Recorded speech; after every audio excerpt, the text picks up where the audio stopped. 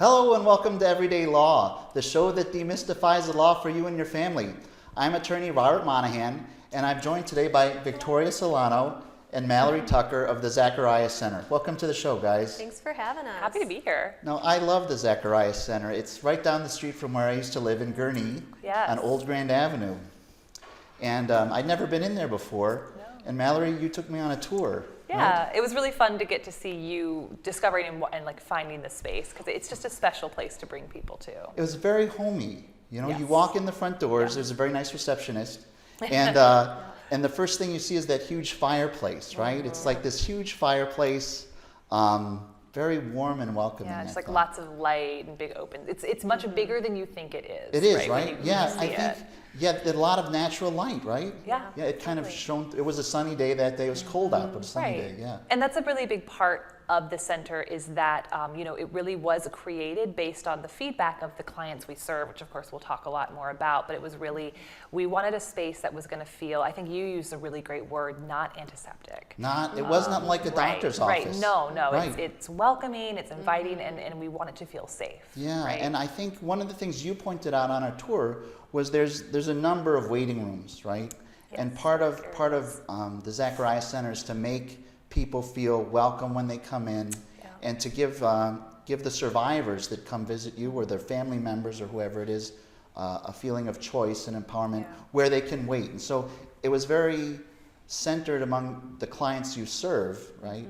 In that you start out with just a little touch like that to make people feel comfortable. Yeah. But let's step back and tell me, what is the Zacharias Center and how did you guys get involved with it? Victoria, can we start with you on that? Yeah, absolutely. So Zacharias Sexual Abuse Center has been around for 34 years now. 1983, Yes. right? 1983. 1983, since 1983. It's a nonprofit. We're a nonprofit. We are the only rape crisis center in Lake County, Illinois. And so we have a site in Gurnee, and we also have a site that we just built in February of 2016 in Skokie. That's excellent. And so just recently expanded. We serve survivors of sexual assault and abuse all over northern and northeastern Illinois. And their families, right? And their families. So if your partner, your spouse, whatever or your daughter, your sibling, son, whatever, the family's needs are served by your center, as well as the survivors. Yep, survivors and all non-offending significant others. Absolutely. And how did they come up with the term survivor? I mean, the term I had used before was victim, because you think of them as victims, but the term you use is survivor. Why is that? And in the court system, oftentimes you have to have a victim in order to have a crime, and we still use that term. We still use that term in the court system. That's a good point. And survivor really came about because it's not something that they are simply a victim of, but something that they did survive. It takes a lot of courage. It takes a lot of strength, resilience to go through something like sexual assault and to really continue on with your life. And so we really refer to our clients as survivors because it's a little bit more empowering. Yeah. It really gives them that credit. Yeah. But also respecting that, a client may say, that's actually not what I want to be called, and that's fine too, right? Sure. It's just kind of our baseline. But what you said about the legal system referring to them as victims, I think what the Zacharias Center does is it really fills a gap in that the state prosecutes, the perpetrator, the offender, the defendant. But what happens to the survivor? What happens to the victim? The state cares. I mean, I know you guys work well with the state's attorney's office, Mike Neerheim's office. That's so true. But at the same time, the job of the government, the state, is to seek justice, not necessarily to help the survivor recover from trauma. Yeah. And that's where you guys step in. You work with the state's attorney's office on cases, but your focus isn't on seeking justice in the sense of bringing punishment to the perpetrator, but helping the survivor recover. Is that right? Yeah, and I think for both of us and for our center as a whole, I mean, that sort of passion, that drive is really what brought us to Z Center in the first place, was wanting to be a part of that. Yeah. How did you first come to this? I think, Victoria, you first brought Mallory. So Actually, you better start us out. Why don't we start with you? How did you first come to the Zacharias Center? Yeah, absolutely. So I've been at Zacharias Sexual Abuse Center for 4 years now. I originally came as a public health advocate. Like Mallory's title now is public health advocate. As in Mallory's role that she's in now. And I really started to fall in love with the work back in college. Took a lot of classes on feminist theory, on public health, and was at St. Olaf College in Northfield, Minnesota, studied English, biomedical studies, and women and gender studies. And actually all of those. 3 majors, triple major. Absolutely. And then as part of my women and gender studies class, I wanted to do an experiential component. I really wanted to do something with it. The practical part. Yeah, absolutely. right? I wanted to have a praxis again, exactly, of that thought as well as that action. And so I actually interned at Z Center. You did? While you were in college? Oh, great. While I was in college, my senior year, I grew up around this area, and so came to Z Center as an intern, and it was the first place where I saw all of these things that I learned about in practice. In theory. You learned about it in theory, you got to see it happen. I got to see it happen. You got to help people and real people. Real people in real time, and I got to see at Z Center that happening. I got to see people who had experienced something really awful be supported and get services in a really holistic way. And this was the first time that I had seen all of those ideals, like a world free from violence and really lifting up all people, really happening in real time. And so fell in love with the work right away, came in as a public health advocate, as I mentioned, serving the ERs through a medical advocacy, which we'll talk about, and working with the community, doing community trainings, and then have been there ever since, and now I work as our strategy and community relations officer out of that Skokie office. Right, the new office. Yeah. Right. Mallory, how did you, thank you, Victoria. Absolutely, Mallory, I think Victoria has something to do with you starting She certainly at the Zacharias Center, right? And everything she spoke to, those ideals she really talked about, I think definitely call a lot of us, not only to this work, but I mean really to Z Center specifically. That was a big part of it for me. I actually am not from this area. I grew up in Central Virginia, born and raised out there, so Yes, I went to Wahoo Wah. law school in Virginia. Go Who's. But don't let my dad hear that. Right. But, William and Mary? So I went to William and Mary. That's where I went. But I really started. Our rival. We want to be the rivals, but that's a whole other That's thing. another story. Right. Back to business center. No, but I really was in high school for me that I just was really interested in this work and this issue, and I started volunteering at a local crisis center in my hometown, doing kind of the medical advocacy, much like we do here. And then at my college in William and Mary, also in Virginia, that's when I really came into my own and learning that this thing that I care about actually could be a career, could be something that I could commit really to. Interesting. Yeah. That it was in college that I was able to co-found a rape crisis center on my campus. Right. I got to go to the White House and really become a part of that voice and that activism around this. And I just realized as I graduated, I love this work and I want to continue working on the response side of it, especially if I want to continue enacting change on a large scale. I want to really know it at that person level. Go ahead, I'm sorry. I didn't mean to cut you. I was just going to say, so you had these options. You'd done a lot of great work in college, and you had these options, and you were torn between two of them, right? Yeah, and Victoria, was it she the got tour? me. Was it the tour of the Zacharias Center that made you decide to In go a lot there? of ways, yeah. I met Victoria through a mutual friend of ours at a chance meeting, and at that time there was no job prospect at Z Center, but the passion with which she spoke about this agency and the mission, the self-care environment, which I think is really important when it comes to most social service work, but certainly trauma work. I was just like, wow, this person and this agency sound like they're doing stuff this is what I want to be doing and the kind of place I want to be doing it. So when an opportunity came up about a year and a half ago, that and a really convincing video tour of the space is really what, it just drew me to Z Center, and I knew that I wanted to be a part of this, so I packed up and I moved in winter 2016. And I'm so glad to be there. Now our job today is really to talk about three components, three things that the Z Center does. I mean, it does a lot.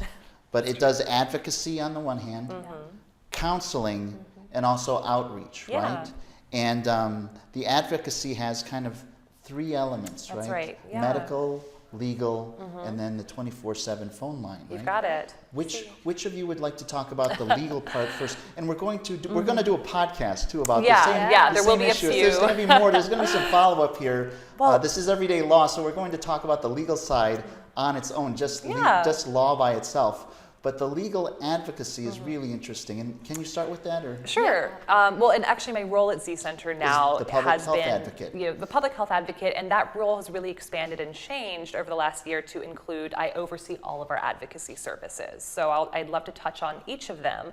But I think starting with the legal is good because it's one that we're really going to delve into on your the podcast. show, right. So, it's kind of like, here's an introduction to it now. Yeah. But I think the core thing that I want your viewers to hear is just that when we say legal advocacy, we're not lawyers. We're not speaking for anyone in court. But when we talk about advocacy in general, we're talking about crisis intervention. Got it. We're talking about that immediate, sometimes that first response after someone has experienced some sort of trauma. In our case, sexual assault, sexual violence. So when we say advocacy, we're talking about giving information and resources that help, bringing back that keyword, empower somebody to make a choice on their own behalf, and then coupling that with a listening ear, acceptance and validation of that person's experience, and that emotional support that goes with it. Having someone walk you through the experience of going to court as a witness, as a survivor, a victim, whatever the court will call you, is so valuable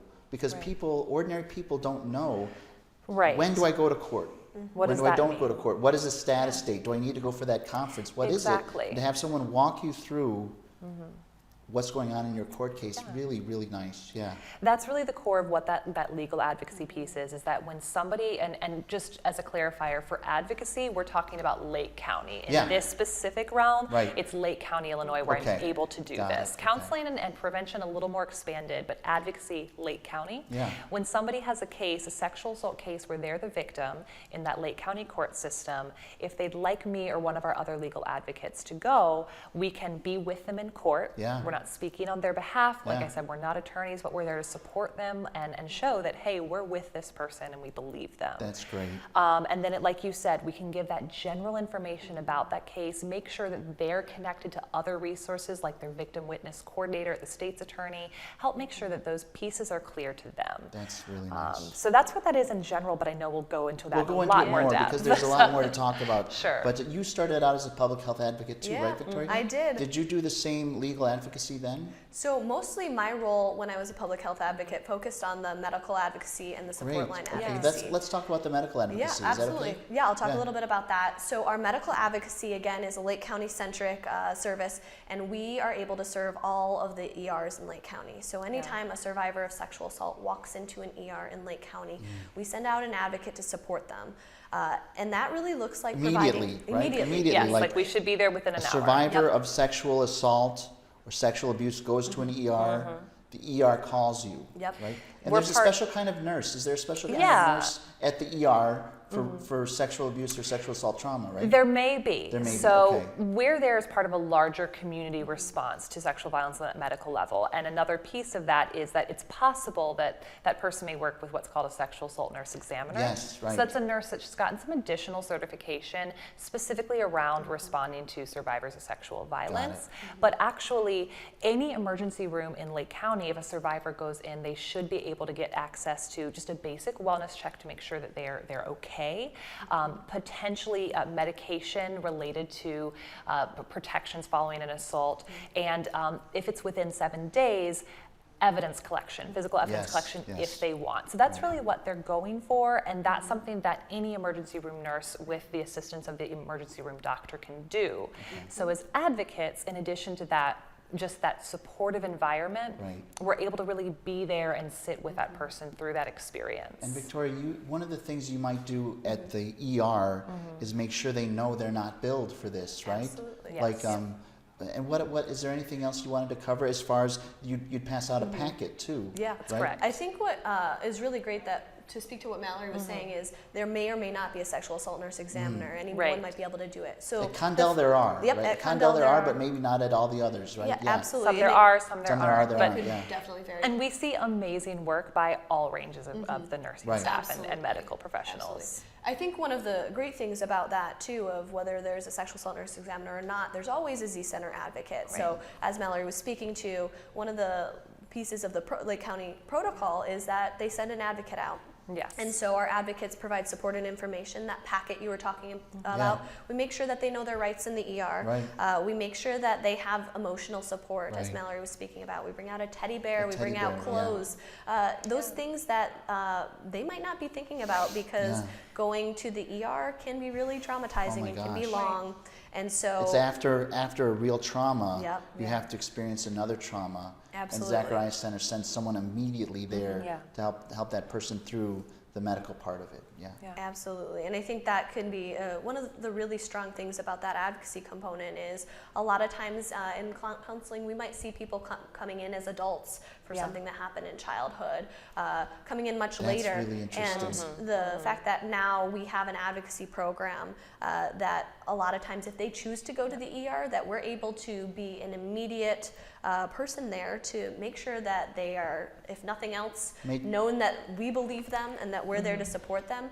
That can really make a difference in some people's healing. Well, and another piece of that, and the reason that though Victoria just did the medical and the support line component in her former role, and I actually do all three of them, is that when we were looking at changing the role, for me, I really found that by being able to initiate that conversation at that support line or that medical level, it allowed to open a door into that legal advocacy by creating a relationship early on. You start as soon as as it surfaces. Right. Once it surfaces in the outer world, in the hospital. Yeah. If a person wants that kind of support, then And they have access. one thing that you said, Victoria, was that it may be years later, right? Yeah. It may be years after the trauma or the abuse or the assault that they report. And when we get to counseling, we'll talk about Definitely. we'll talk about there not being a statute of limitations on recovery. Absolutely. But the one last thing I wanted to talk about in terms of advocacy was the 24/7 hotline. Yeah. Definitely. You speak a little to that. Yes, I will.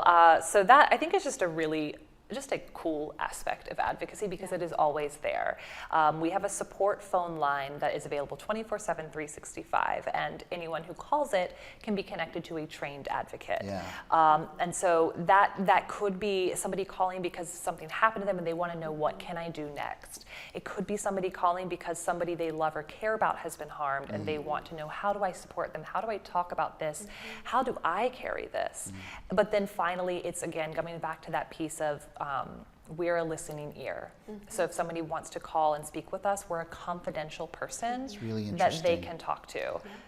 So that can be a nice entry point. If someone's like, I'd like to talk to someone, but I'm not really sure if I'm ready to go to this center, give us a call. Yeah, and I think what we're doing today is really good to introduce your center to the public. The public already knows a lot of the public will already know about it, but you guys are such friendly people, such caring people that I think people watching this will be even more willing to go and call the line or stop by the center themselves. Is there anything more you wanted to say about advocacy before we move on to counseling? I think the last thing that would be just important to mention is that the advocacy program is largely supported by our amazing volunteers. That's great. And so that is a huge component of our work. It was something that we can't do unless we have volunteers supporting us. And again, they are 40-hour trained advocates. They get continuing education. And really, they're the lifeblood of our organization. There are 2 full-time staff on call at all times. I'm one of them and another staff member. So we're always there to respond to those calls, but thanks to a truly amazing volunteer program, most of the calls are taken by well-trained, compassionate volunteers. And so I think it's special to know, especially if you're in that emergency room environment or you're on that phone, that the person who's there supporting you is there because they really want to be doing that. And I mean, we actually have It's not a another... job, it's a calling almost, Right, Yeah. right. And so we actually have a training coming up in June to train a new cohort of volunteers. So I mean, if anyone is interested... If you'd like to volunteer for the Zacharias Center, give us a Old call. Grand Avenue, or is it in Skokie or both? Old Grand Avenue Old on Grand Gurnee. Avenue. There's a volunteer training in June? Yeah, give us a call. We can talk to you more about what that looks What's like. the number? We'll flash it on the screen. So our main office number is going to be 847. And we'll give it again. Go ahead, I'm sorry. Okay. It's 847-244-1187. Yeah. And then our support line number is 847-872-7799. Okay, one more time. So our office number is 847-244-1187, and our support line number is 847-872-7799. Okay. And the volunteers there really make it run as well as you guys. guys, the paid staff. Absolutely. We fundamentally could not do what we do Without volunteers. without them. Yeah. Do you want to move on to counseling? Absolutely. Because yeah, counseling talk is about really the heart of what is done there, right? And as part of a trauma, someone's been, I don't know if the word is disempowered or made to feel helpless and not in control of what's Potentially happening so, to them. And they need to recover from the physical trauma and the emotional trauma. And I remember you telling me as soon as we went in there that part of just your first visit is feeling empowered by where do you wait? Do you want to wait here in public where people walking in will see you? Yeah. Or there's another waiting room around here, and you have the choice. Yep. You have the power to choose where you'd like to sit while you Yeah. wait to see a counselor. Yeah. I think So, that's go a ahead. really good point, Bob. And I think that's, underlines everything that Z Center tries to do is sexual assault is all about power and control. Right. And so in any way we can, we're trying to give power and control back to that person, back to that survivor. And that's in giving them choices in as small things of where do you sit to choice in the counseling as Yeah. well. So our counseling services are both in Gurney and Skokie, and we will serve anyone who can drive to us, who can get to Can us. get to us. Yeah. Yeah, so. And they're free? Then that's They're free, no It's free. charge, right? I think that's Yeah. great. Yeah. Yeah. That's really the big piece of it that I think People of any will, to that highlight. was surprised me right. when I heard Yes. it. That's Absolutely. surprising, yeah. When we say free, it's not sliding scale free. It's not if you have a certain insurance free. They're free services for our clients, and I think that's really valuable. And knowing also that though what type of counseling, which we'll talk about, there may be, it depends on the person's need, it depends on a person's availability. We also can do sort of that crisis counseling and support right off the bat, because we recognize that the way a person is in need of support is going to vary from individual to individual. Right. Someone who's surfacing a trauma from years ago, maybe requiring different treatment than someone who's just been assaulted. Is that the idea? Or? Yeah. Well, and it really, again, goes back to that choice of a person can come for one session, or they can come for years. We talked And- about that. We yeah. talked about that. That's interesting. Yeah, there's no limit. Absolutely. There's no limit on it. It's what the client needs to recover. And I think those are two really big and unique pieces about Z Center that are important. One, that our services are free, goes back to that idea of regardless of ability to pay, you shouldn't have to pay for What getting someone healing else did. services. Yeah, what someone else did to you. Absolutely. Right. Why should you have to pay to recover from Absolutely. it? So all of our client services are free, and then that other idea of just being able to not be limited to a year or to 10 sessions can be really a powerful thing, because someone might come in and might need one session and they've talked about it and they feel in a good place. And they can go ahead and not necessarily want or need counseling. Yeah. And some people might be anything from going through a long court case where right. it would be difficult to choose, when do I take my 10 sessions? When do I take that year? And so I think that because Z Center services are all about choice, all about the client, client-centered is that model Yeah, that's that what you said, yeah. we're basing everything on. Those choices are really important in those services. And I think another really big piece of it is just really highlighting who it is that we're serving in that counseling capacity, and in all of our services. But I mean, I think Victoria touched on this a little at the beginning, but we're really serving clients of all gender identifications, That's ages interesting. 3 and yeah. up. 3 to 80. I saw on your Right, brochure. right. Your youngest client is 3, and the oldest might be 80. In their I think. 80s, it's absolutely true.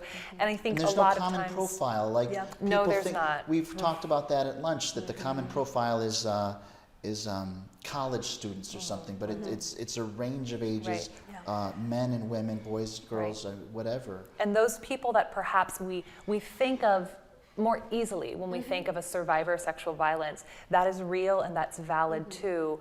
But I think it's just so important that people understand we really mean it when we say we see people of all ages and all gender identifications, both survivors and those significant others. Right, their family members. Yeah. And I think that also really introduces nicely just how important the different aspects of that client-centered counseling is, and how important the different strengths that our clinical team brings Can you tell really me a little is. bit about what client-centered counseling means? Because we talked a little. It's not cognitive behavioral therapy. Right. What does client-centered counseling mean exactly? Can you see that? Go for it. So client-centered I'll talk about counseling types. allows us to really let that survivor decide where those sessions are going, what their healing looks like, and really believes that they have everything within them to be able to know. And so really, we use that client-centered model in everything we do with the choice. We also use that because we have many different modalities. And so we have everything from art therapy to sand tray therapy to play therapy. Outside, there's a playground outside. There's a playground outside. Yeah. We have 2 different playrooms. And that's really because when you think, for example, of maybe a child might not, and very often does not, sit across from someone and talk about their trauma. That's not necessarily how they process. Dolls or something. And that's challenging enough for adults to do, right? Absolutely. Sure it is. And so play therapy is not just for children, it's for everyone. But commonly with children, you can really recognize in them, like, that's not something that might be as appealing as to talk about trauma. They might not have the language for it. So something like play therapy, different modalities that we offer by having art therapists, by having people who can work with sand tray therapy and with play therapy, really allows us to be better about being client-centered and to be able to serve, again, all of the different people we have of all races, ages, religions, beliefs, because sexual assault affects everyone. That's terrible though. Yeah. But we only have 5 minutes left. So before we end, we have to talk about outreach, because we talked about advocacy, counseling, and finally outreach. And you are a teacher of teachers. You teach people about the indicators to look for, about mandatory reporting and so on. Go ahead. Yeah, I think just the thing about outreach, another thing that for me makes the center so special is we talked about our mission being, creating the space for survivors to be in that healing journey, but also about mobilizing our community with action toward ending sexual violence, which we've talked about. It's a tall order. Yes, for so many hacking at the leaves, there's one hacking at the root, right? Yep. So, precisely. And so when we talk about outreach, we're really talking about engaging our community, and we really we paint a wide stroke when we talk about that community in understanding this issue, knowing how to look for it, knowing how to respond to it, and knowing that we're available to support them. Okay. So we serve students. We serve all the way from pre-K to high school and college. We teach age-appropriate sexual assault and abuse information to kids.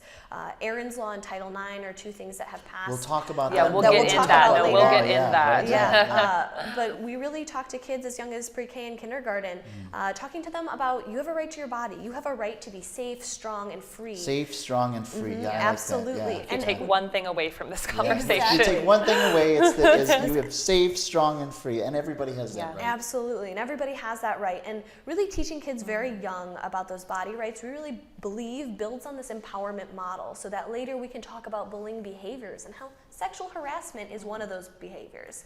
We can talk about consent and what does consent versus compliance mean, and really get into hard conversations when the students are older in high school and college about sexual assault, sexual abuse. What does that mean? What does that look like in their lives, and what can they do if it's happening to them? And it doesn't you don't just limit it to teachers and students. You also go to churches and other things too, exactly, right? Yes. I mean, just as a community, we can work with really a wide number of groups that are saying, hey, we care about this and we want this information. Fantastic. How can we meet you with what you need? So we're offering the same sort of educational opportunities at faith-based organizations, churches, other synagogues. community groups. Right. Precisely. And then finally, one thing that I do a lot in my role, but we do in general, is we'll do professional training as well for the other first responders who see this. Right. So yeah, law enforcement.